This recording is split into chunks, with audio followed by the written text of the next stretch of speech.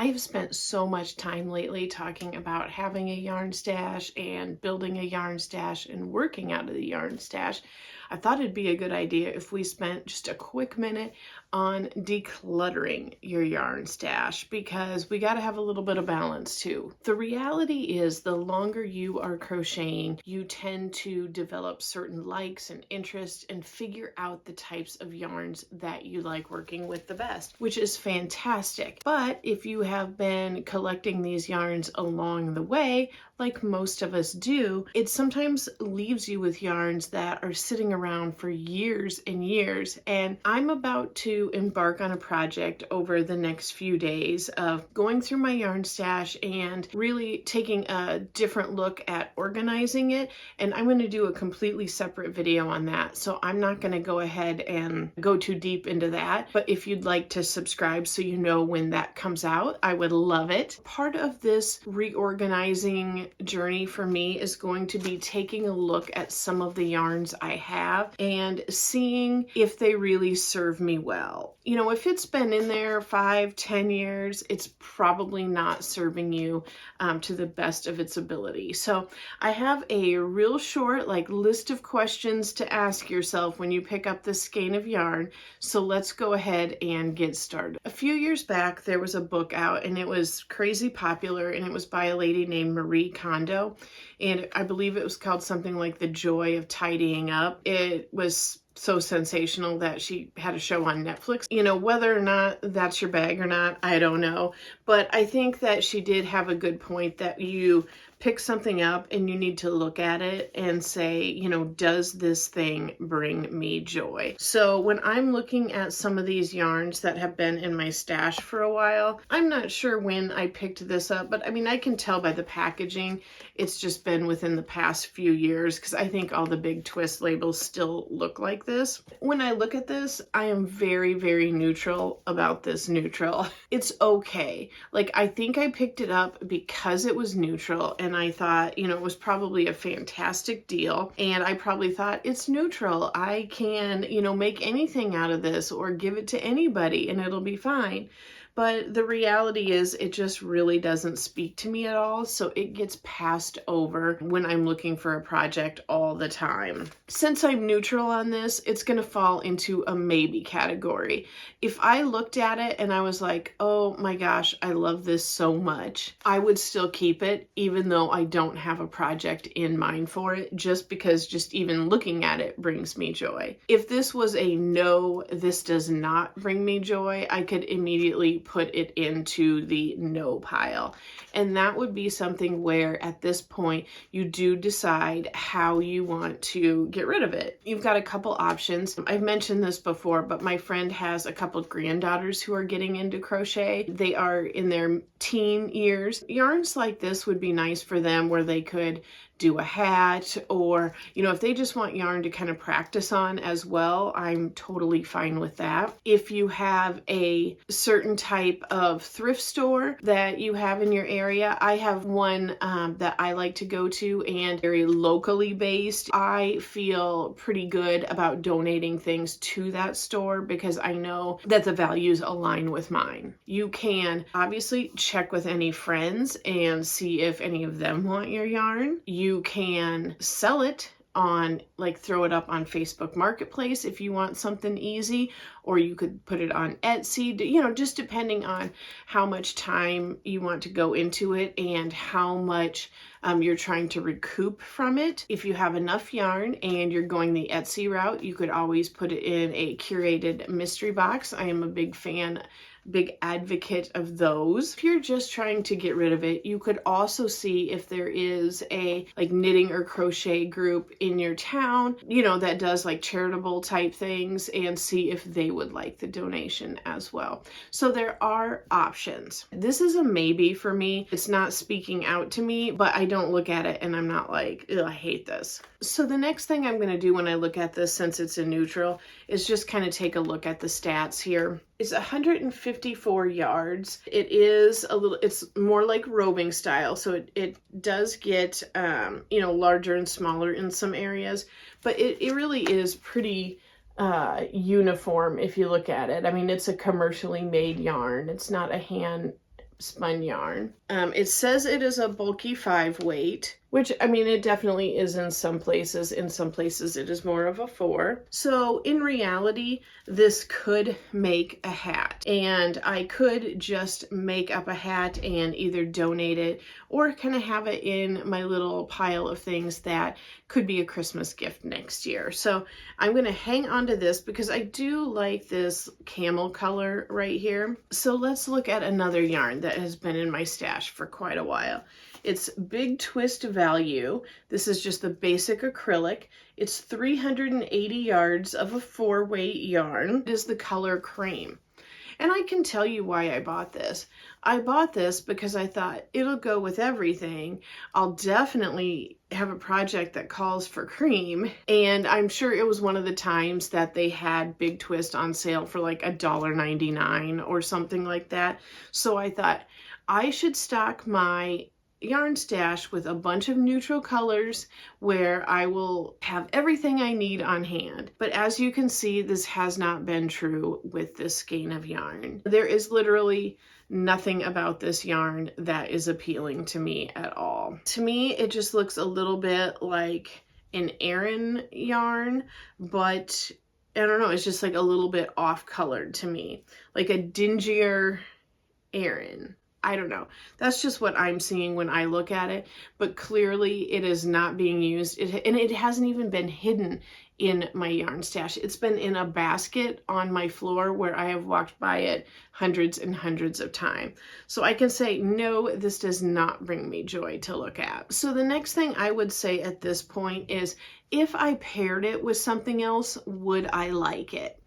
This would be a good opportunity to kind of look around my yarn stash and just see, hold it up to other yarns and see if I like it with something else. Considering I might make a hat out of this, it might be wise to hang on to this just in case there's not quite enough yarn. I could always do the brim in this Big Twist Value because it does seem close enough. And it's just kind of another neutral that would go in there, even though it's not really a match for that peachy color. I think I could get by making a brim out of this if I needed to. So that means I need to act on this yarn or get rid of them both. Now, some of the yarns in our stash we hold on to for other reasons. And I think most of us could get rid of a $2 skein of bland yarn and not feel too guilty about it. But the issue comes into be is that sometimes we have other feelings attached to the yarn, like we're not looking at it objectively. And I'm just going to give a couple examples, and I think these are pretty common ones that people have. And so it's definitely not meant to call anybody out or make anybody feel bad at all. If anything, I just think you should know, like, we've all kind of been here. And I think one of the number one reasons we might have some emotions attached to the yarn would be financial reasons. So if we knew we didn't have the money and we put it on a credit card and maybe we're still paying off that credit card, it's just super common for that to happen. And you can't beat yourself up about it because what's done is done. Even if you're still paying on that card, you have learned from the experience and you have gotten something out of it because of that knowledge you learned. And it's just something where, you know, poop happens sometimes. That's the reality of life. And you don't want to hang on to something that isn't bringing you joy just because of a decision you made that might not have been in your best interest. And I think it's also safe to say that if when you look at that yarn, it's a reminder to you about overspending, then you definitely should probably rehome that yarn because you're not going to want to make a project out of it.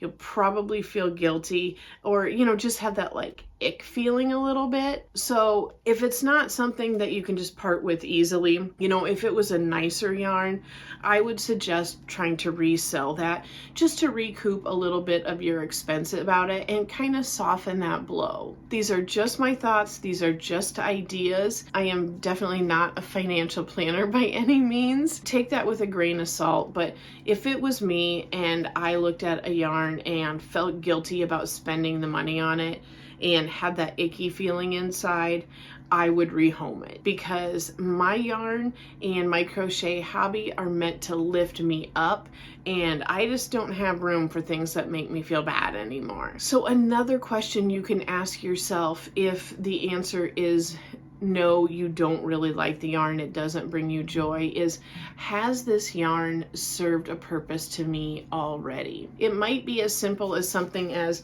this yarn was kind of insurance for me because I thought I might need a neutral to go with projects, and it was insurance to have this on hand for me, because I live an hour away from any yarn stores, so I can't just like pop in on my way home from work or anything and grab something. For me, I guess this yarn was kind of insurance. I mentioned in my video about making money from crochet that sometimes some people are just really good at shopping and really good at finding bargains, and that's a skill you have, but you may end up having too much stuff at home that doesn't really suit your needs. I would most definitely throw those in a curated mystery box and resell those. Like, they served their purpose of you refining that skill that you have of being able to find wonderful, beautiful yarns at amazing prices. So at this point, you can go ahead and bless someone else with your bargain finding ability. Put them in a mystery box if you're marketing them by color or by weight or by texture, but pass that along to someone else, and that's the purpose it has served. And I touched on this a little bit earlier, but maybe someone else can benefit from it more than it just sitting in my stash indefinitely. Like I said, my friends' granddaughters can definitely benefit from some practice yarn. Those different groups who maybe crochet or knit for different charities, a care center, their activity group, their activity director might be able to get it in the hands of some elderly folks who live in the care center who maybe don't have the disposable income anymore to go out and buy their own yarn. It might just serve them better than it would serve me sitting in my stash. But don't watch this video and think you need to purge everything. Please don't do that. I know in my life at different times I have had those kind of urges, sometimes it hits you at the new year, or, just different seasons of life we're in. I think sometimes people panic a little bit and tend to purge more than they need to. Don't think, oh, I have too much yarn I'm not using. Really be strategic and ask yourself those questions about whether or not it's serving you well, or if it could serve someone else better. I just don't want you to have those mistakes and regret getting rid of yarn that could still serve a future purpose. Because please remember, I think you need a well-stocked yarn stash so that you can save money in the long run by not continually making orders and going to the yarn store, and that you can shop out of your stash. We want to feel comfortable. And I know a lot of people can be real sensitive about feeling like their yarn stash is a hoard. When I did my unpopular opinions video, so many of you reached out and just told me instances where family members and friends had said things that were hurtful about the size of their yarn stash. And I think by looking at some of our yarns objectively, it'll give us more confidence if that unfortunate situation arises again, where you can confidently look at those yarns and be like, no, this is what I love, this is what I use, and it's important to have this. Did I miss any other questions? I would love to know if you've been through this decluttering process. Is there something you've asked yourself that I missed? I would really love to know that, and I think everyone else could probably really benefit from knowing what your process was when decluttering some of the yarns you have. If you made it to the end of this video, I want you to know that I appreciate that so much.